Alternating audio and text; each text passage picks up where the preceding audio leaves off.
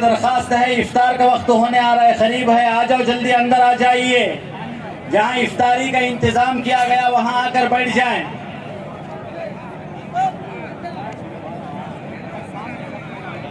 वो वजू खाने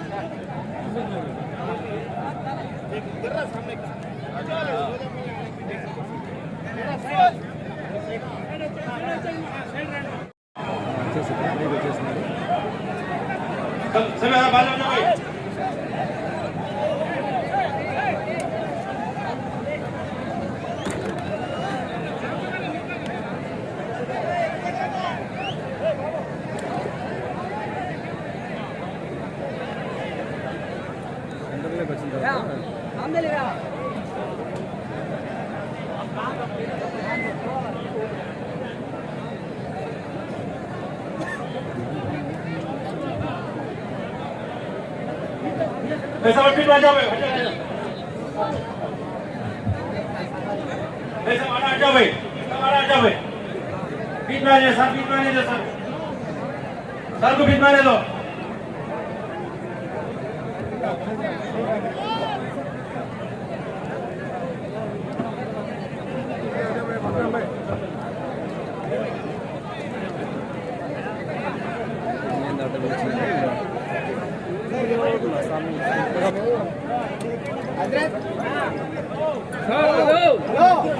నా ప్రకాష్ అన్న వాళ్ళంట పంపించండి, వాళ్ళ పంపించండి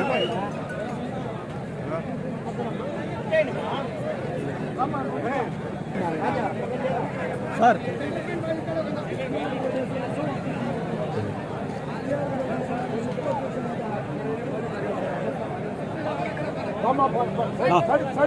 ప్రకాష్ అన్న ఈసారి भाई इफ्तार का वक्त हो चुका है, सब हजरात दुआ पढ़ ले। बिस्मिल्लाहिर्रहमानिर्रहीम। अल्लाहुम्मा इन्नी लका सुमतु व बिका आमन्तु व अलैका तवक्कलतु व अला रिज़्क़िका अफ्तरतु फतक़ब्बल मिन्नी। बिस्मिल्लाहि व अला बरकतिल्लाह।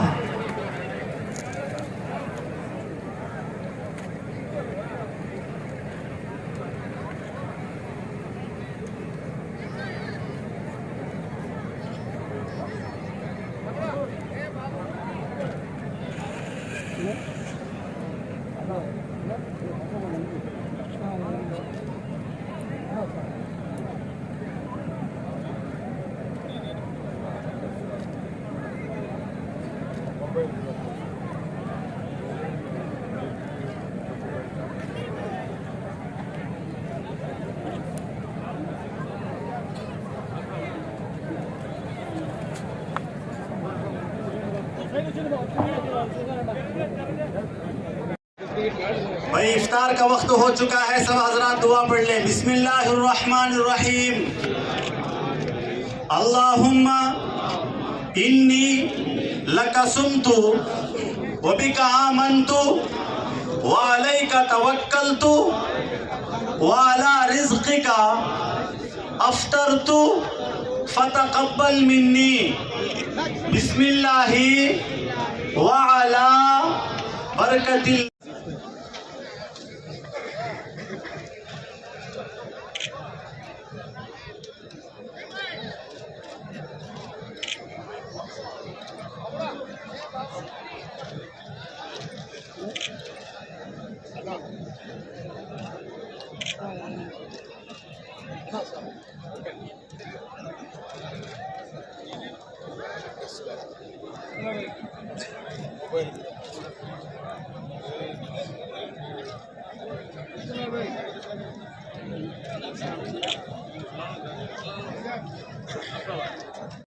అప్పుడే ఆజ్ హౌస్ వచ్చింది.